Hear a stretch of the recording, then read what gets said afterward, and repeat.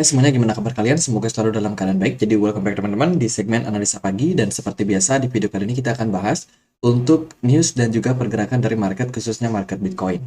Teman-teman, hari ini kita berada di tanggal 8 Agustus ya. Kita udah dapat beberapa news teman-teman, dan kita akan mulai dulu pembahasannya dari kalender ekonomi. Di perdagangan kemarin itu nggak terlalu ngaruh ya newsnya. Dari kalender ekonomi menunjukkan bahwa kemarin itu ada beberapa speech dari beberapa member FOMC, Harker, Bostic, dan juga Bowman, teman-teman. Tapi nggak terlalu berdampak gimana-gimana untuk market. Dan untuk hari ini kita akan dapat beberapa data, salah satunya adalah export import year on year China. Ini menurut saya sangat penting ya, karena ekonomi China sekarang lagi terpuruknya, teman-teman. Terus juga akan ada data soal ekspor impor Amerika Serikat. Data yang lain ada short term energy outlook. Jadi ini mungkin akan berdampak sama yang namanya eh, apa yang namanya dunia pertambangan, kemudian komoditi dan lain sebagainya. Ini bisa saja berdampak sama pergerakan dari US dollar juga, teman-teman. Jadi untuk event hari ini juga mungkin nggak terlalu gimana-gimana, tapi akan ada pengaruhnya juga ke market. Jadi harus tetap hati-hati. Sementara itu kalau kita lihat dari Fed interest rate decision, teman-teman, untuk saat ini konsensus The Fed ya itu masih cukup yakin ya, member FOMC-nya masih cukup yakin 88%. The Fed bakalan pause ya. Ini datanya bisa berubah tentunya dari waktu ke waktu, tapi at the end ya kalau the Fed pause itu mungkin bisa menjadi sebuah atau sesuatu yang bagus, teman-teman, daripada kalau dia mengambil keputusan hawkish lagi ya, naikin suku bunga lagi. Itu bisa berdampak ke hal yang lebih mengarah kepada ya kehancuran ekonomi. Niatnya untuk melakukan soft landing, ya niatnya soft landing, tapi ujung-ujungnya bisa hard landing kalau akhirnya banyak bank yang collapse dan lain sebagainya. Makanya mereka harus menjaga nih kestabilan dari ekonomi, apalagi market sekarang udah kelihatan lesu ya, teman-teman. Kemudian dari berita yang lain itu ada dari Singapura, baru aja memberikan atau menyetujui penggunaan kripto untuk Red Cross Start atau untuk donasi palang merah, teman-teman. Jadi dalam hal humanitarian, kemudian community service, sekarang sudah diperbolehkan menggunakan cryptocurrency sebagai alat donasi. Ini tentunya adalah upaya yang bagus ya untuk perkembangan daripada kripto ke depan. Di Asia Tenggara sendiri, ya Singapura itu akan menjadi sport kripto, teman-teman. Terus dari berita yang lain, kemarin ada PayPal baru aja meluncurkan US dollar stablecoin yang bernama PYUSD, PYUSD, yang di backup 1:1 dengan US dollar. Ini adalah sebuah inovasi yang dilakukan oleh PayPal melihat bagaimana tren cryptocurrency ternyata sudah menjamur di mana-mana, dan ya mereka akhirnya mulai untuk masuk merambah ke dunia kripto. Jadi ini sebuah adopsi yang bagus dari perusahaan PayPal. Kemudian kalau kita lihat dari berita yang lain, ada rumor ya kemarin tentang kebangkrutan Huobi Global. Akhirnya TVL mereka terjun bebas, teman-teman. Banyak orang juga yang sempat panik karena rumor tersebut. Akan tetapi akhirnya rumor tersebut dibantah sendiri oleh Justin Sun selaku founder, dan kita udah infokan juga di komunitas Telegram kita ya, teman-teman. Mungkin buat teman-teman yang belum punya Telegram atau belum join, boleh join, linknya bisa temukan di kolom deskripsi. Jadi desas-desus kepemimpinan pertukaran yang ditangkap di China muncul selama pekan ini. Huobi melabelinya sebagai berita palsu. Jadi ini beritanya kemarin, teman-teman. Intinya adalah Huobi masih aman ya. Dari Justin Sun sendiri mengatakan ignore FUD, keep building. Tron and Huobi itu masih akan berkembang melalui pengembangan yang berkelanjutan. Jadi itu tweet dari Justin Sun yang tentunya bikin market lebih aman atau lebih merasa aman, teman-teman.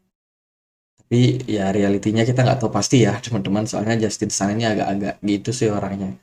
Jadi ya tetap semoga aman semuanya, semoga nggak ada kebangkrutan lagi, karena kalau ada kebangkrutan dari exchange itu sangat-sangat berdampak fatal. Oh, ini juga ada berita soal outflow crypto asset flow. Jadi weekly crypto asset flow. Ini berbicara soal aset kripto, bukan hanya Bitcoin, teman-teman. Kalau kita lihat dari data CoinShare, ini menunjukkan terjadi outflow atau terjadi arus dana keluar dari market kripto. Ya, jadi ada orang yang banyak keluar dari market kripto. Ini tertanggal 31 Juli kemarin. Jadi ini datanya ini datanya dari tanggal berapa nih ya? Mungkin awal 2022 sampai 2023 week number, teman-teman. Oh, ini menggunakan perhitungan minggu ya. Jadi minggu ke-31, which is itu kemarin, teman-teman, itu terjadi outflow yang sangat-sangat besar terjadi pada market. Ya, lumayan gede sih, teman-teman. Dan ini mungkin menyebabkan ya market kripto memang kehilangan banyak sekali likuiditas. Kalau kita lihat altcoin terutama itu pada tertekan, sementara Bitcoin masih tetap sustain bertahan di kisaran 29.100 something. Jadi yang kuat cuma Bitcoin, tapi altcoin semua udah pada terkapar. Nah, teman-teman, untuk kedepannya ini akan ada beberapa event. Ya, mungkin teman-teman menarik untuk diperhatikan token-token atau koin ini. Yang penting itu ada beberapa news seperti testnet relaunch. Public testnet relaunch akan ada, teman-teman, di YDX ya. DYDX itu akan dapat momentum yang bagus. Kemudian ada Wing Finance yang akan listing di OKX. Ini mungkin bisa menjadi peluang spekulasi buat teman-teman di Wing. Ya, kalau mungkin ada yang memanfaatkan volatilnya market ketika dia listing di exchange baru. Kemudian ada Hedera yang akan mengurangi staking reward mereka menjadi 2,5%.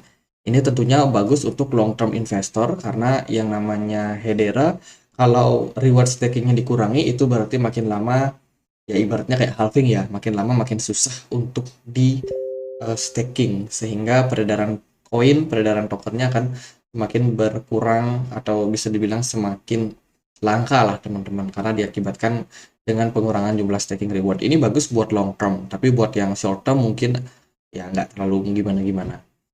Itu dari Hedera atau Habar. Ya itu sih beberapa news yang bisa teman-teman perhatikan. Jadi news-news ini dari tanggal 10 Agustus sampai 11 Agustus. Per video ini dibuat kan 8 Agustus, which is ya masih ada potensi lah untuk volatilitas yang bisa terjadi. Kemudian juga akan ada Web3 convention di India.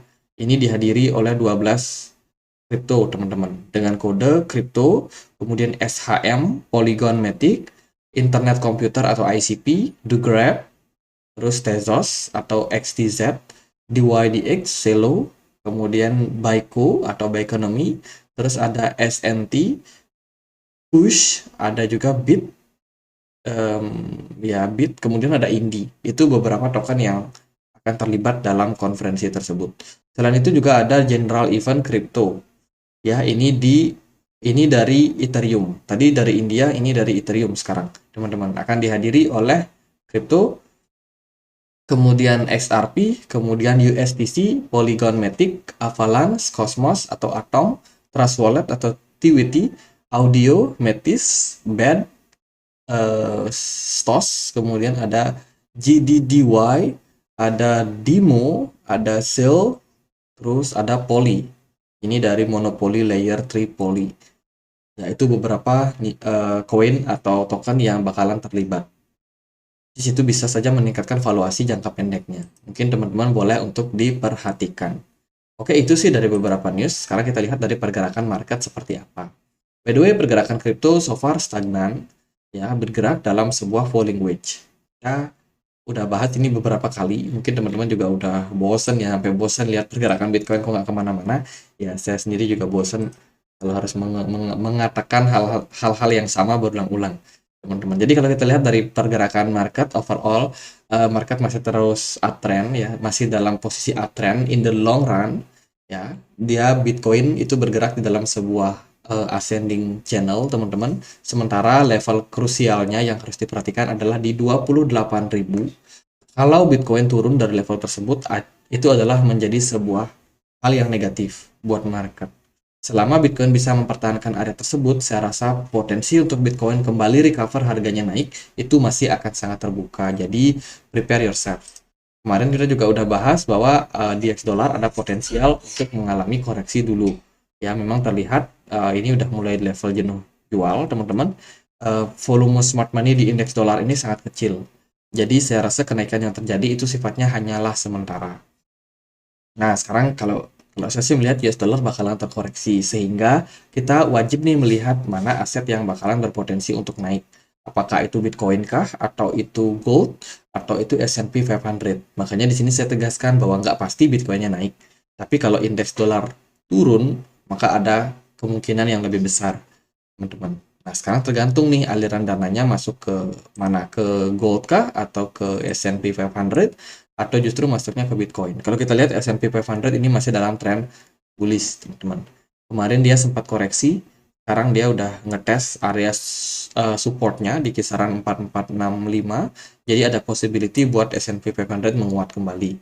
Bitcoin juga perdagangan hari ini mulai menunjukkan tanda-tanda reversal. Saya sendiri belum bisa memastikan apakah arah Bitcoin naik atau turun ya, teman-teman. Tapi kalau kita menggunakan indikator stokastik RSI, di sini sudah mulai muncul atau terlihat yang namanya bullish divergence. Ini tentunya harus dikonfirmasi sama volume perdagangan yang naik. Kalau kita lihat dari posisi smart money, memang ada sedikit kenaikan, teman-teman, di perdagangan kemarin sampai perdagangan hari ini. Jadi ini baru aja mengalami kenaikan.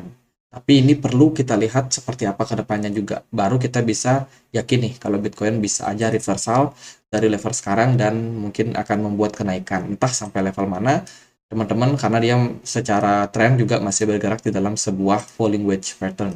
Dan ya menurut saya ini bisa jadi sebuah indikasi yang positif. Sementara kalau dari time frame kecil, teman-teman bisa perhatikan Bitcoin membentuk pola yang namanya bullish engulfing, teman-teman. Ada satu candle merah di sini, kemudian dikalahkan oleh satu candle hijau berikutnya, dan volume perdagangannya bagus, naik, kemudian dikonfirmasi dengan satu candle hijau. Di sini kita melihat ada possibility untuk Bitcoin akan naik di perdagangan hari ini. Semoga memang terrealisasi. Kalau kita lihat juga dari BTC Dominance, sayang sekali BTC Dominance-nya sudah menguat duluan ya. Ini memberikan efek tekanan yang cukup kuat untuk altcoin. Jadi altcoin akan terkapar lagi, teman-teman, sementara Bitcoin-nya masih melenggang dalam tren bullish. Jadi gitu buat outlook Bitcoin hari ini. Semoga videonya bisa bermanfaat. Kalau teman-teman punya pertanyaan lain, ada koin lain buat dibahas, silahkan langsung tulis di kolom komentar. Dan juga kita punya komunitas diskusi di Telegram, serta portal informasi yang teman-teman bisa dapetin secara gratis ya, informasi dan juga update terbarunya. Linknya bisa temukan di kolom deskripsi. Jadi gitu aja, semoga bisa bermanfaat, dan akhir kata saya Andre, makasih.